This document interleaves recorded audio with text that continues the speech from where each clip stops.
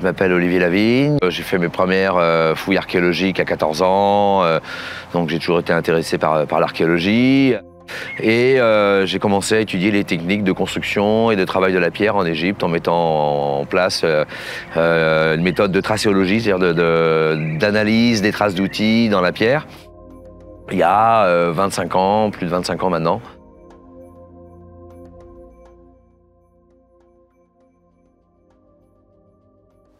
L'exposition sur l'expédition en Égypte des carrières d'Albâtre aux Grandes Pyramides, c'est une expo qui traite de l'activité archéologique en Égypte, d'une mission qui explique en fait comment on extrayait l'albâtre dans les carrières d'Atnoub. La réflexion qui est menée par Yanis Gourdon et son équipe, qui est le responsable de cette mission, tente à travailler, à refaire les gestes de ces carriers qui étaient là à l'époque antique, dans l'Antiquité égyptienne à Atnoub. Donc ce qu'on veut montrer dans cette exposition, c'est à la fois l'historique concernant les différentes expéditions qui se sont déroulées sur place depuis la fin du 19e et début 20e siècle. De montrer aussi l'archéologie en action, voir comment la science progresse et quelles sont les découvertes actuelles. Et donc c'était tout à fait logique aussi qu'on puisse, dans le cadre de cette exposition consacrée à la carrière d'Atnoub, accueillir des tailleurs de pierre, dont Olivier Lavigne, qui est une des personnes qui participent à cette mission archéologique, pour expérimenter la fabrication de vases en albâtre.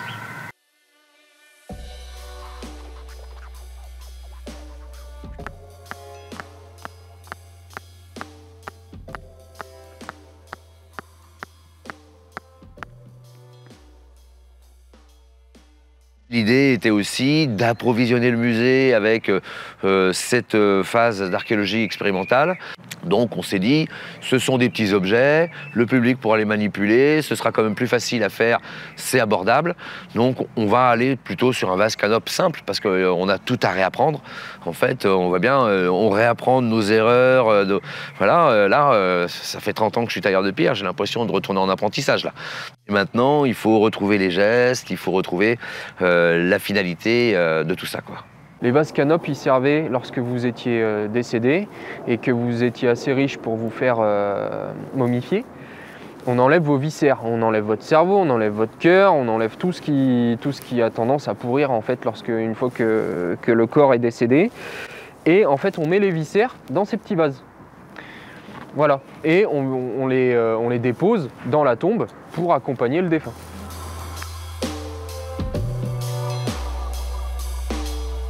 J'ai commencé une collecte pour essayer de comprendre un petit peu comment ces outils fonctionnaient.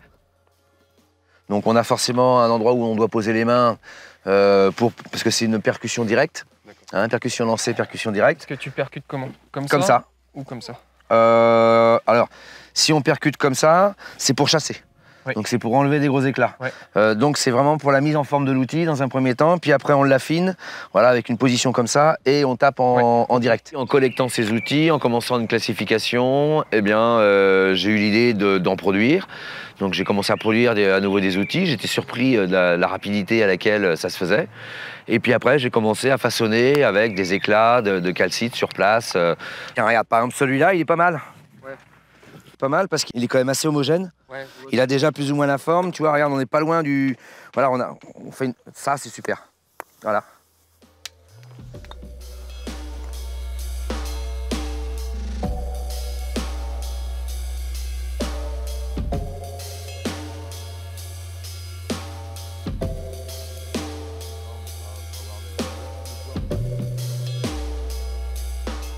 On reproduit les mêmes étapes.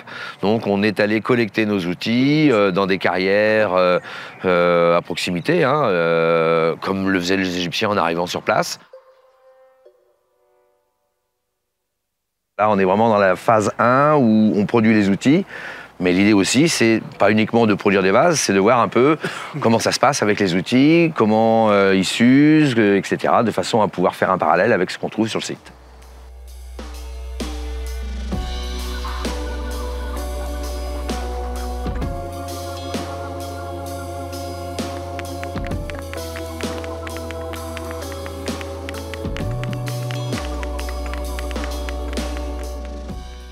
Ce qui compte, c'est que déjà que tu puisses avoir la position de tes mains. C'est vraiment ça qu'on va chercher le premier, quoi. Oh. Bah voilà, c'est un mort. Puis là, il est beau celui-là. Bon, ben voilà, ben, le pilon. Adieu pilon, je t'aimais bien.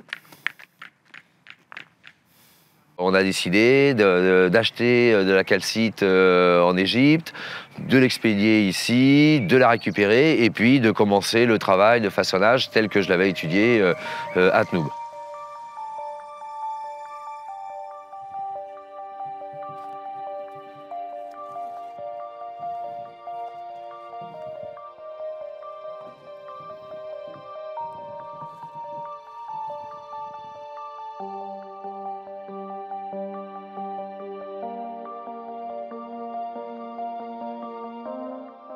C'est pas le tracé final, mais ça va me permettre de déterminer la première forme pour chasser la matière qui se trouve en trop, donc qui se trouve sur les arêtes ici. Là.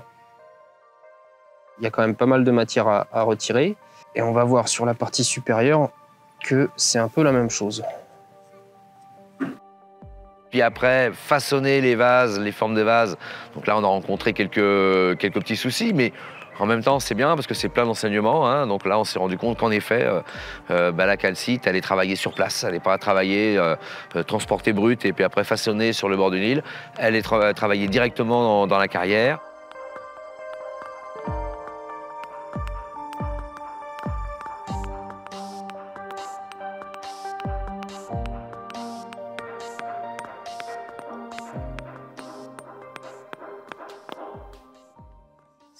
C'est la grande question là, je pense, qui est en train de se poser là en ce moment, à savoir est-ce qu'on tape fort ou est-ce qu'on tape avec des objets lourds ou est-ce qu'on tape doucement mais de nombreuses fois pour enlever le maximum de matière. Je pense que taper avec un outil lourd, c'est dangereux parce qu'on va exploser la pierre. Et bah, je m'aperçois que oui, effectivement, elle pète un peu comme elle veut, quoi. Elle est sèche. Elle est très sèche, donc en fait, si on tape trop fort, on va avoir des éclats incontrôlés. Ça va partir dans tous les sens. Et puis bon, bah là, j'ai un morceau de la partie du dessous qui vient de partir, ce qui voudrait dire en fait que je vais devoir réduire en fait le fond de mon vase canop. Ce qui est délicat parce que ça veut dire qu'il faut que j'enlève encore plus de matière. Donc là, je viens de perdre 2 jours, 2 jours de travail. Voilà, c'est ça.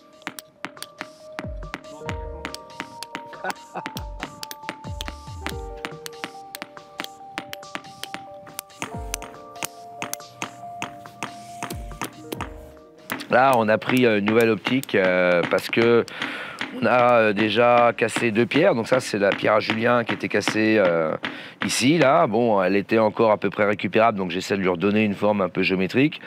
Donc l'idée, c'est... alors, je prends un raccourci avec des outils comme celui-ci, là, la petite gradine grain d'orge. C'est un outil qui a été inventé au IVe siècle avant Jésus-Christ par les Grecs. Il y a moins de chances de casser la pierre parce qu'en fait, les autres outils en pierre sont des percussions qui vont être perpendiculaires à la surface, même si on essayait un peu de les avoir un peu en oblique. Et donc, en fait, à chaque percussion, c'est un choc dans la pierre. Alors qu'avec celle-ci, en fait, on va venir gratter hein, et on n'a pas une percussion qui est aussi lourde et aussi dangereuse qu'avec les outils en pierre.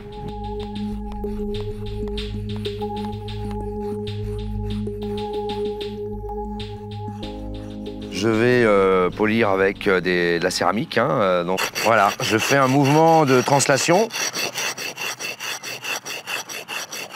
De faire les premiers essais de polissage hein, avec du sable et de l'eau, c'est une classique, hein, ou autrement avec une pierre gréseuse. Donc j'ai essayé pas mal de choses. Et en même temps, je surveillais une fouille d'un atelier de taille de pierre qui était à proximité. Et il y a des tessons qui sont revenus avec ça. Avec des usures. Donc je me suis dit, pourquoi pas essayer avec le tesson. Et quand j'ai essayé avec le tesson, j'ai trouvé que c'était d'une efficacité incroyable. Donc c'est ce qu'on essaye maintenant. Alors là, sur le polissage complet. La grande première, ça va être aussi, alors le polissage déjà, parce que c'est pas étudié du tout pour l'instant. Et puis là, on va essayer aussi le forage pour essayer de voir si ça fonctionne aussi avec des céramiques, si on peut forer des vases à la céramique.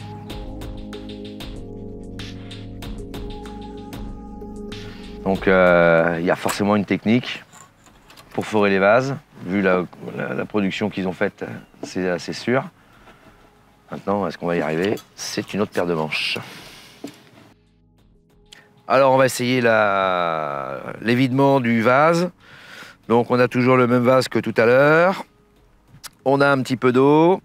On a notre forêt avec la céramique au bout, ligaturée. La pointe ici, puisqu'on s'est rendu compte qu'il fallait absolument avoir une pointe pour arriver à diriger le trépan. Tu montres la suite? L'archer, donc une baguette de noisetier avec une ficelle, et la pierre, disons que je vais garder dans ma main, au sommet pour emboîter justement la pointe du forêt et pour qu'elle puisse tourner sur place et entraîner par l'archer. Et donc cet après-midi, on a commencé le forage ici, avec 3 types de forages différents. L'un à la céramique, l'autre à la calcite et de l'eau, et enfin le dernier avec de la calcite et une pâte abrasive obtenue avec la céramique broyée.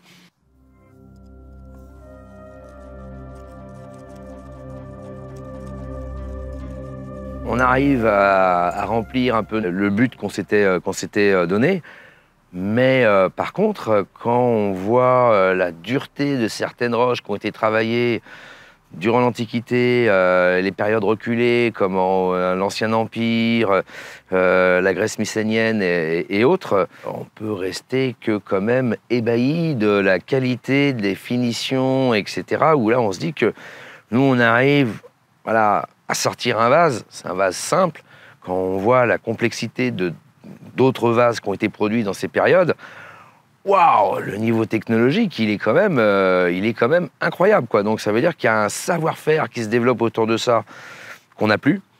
Et le retrouver, c'est vraiment retourner en apprentissage. Là, c'est très compliqué. On peut que rester admiratif du travail qu'ont produit les anciens.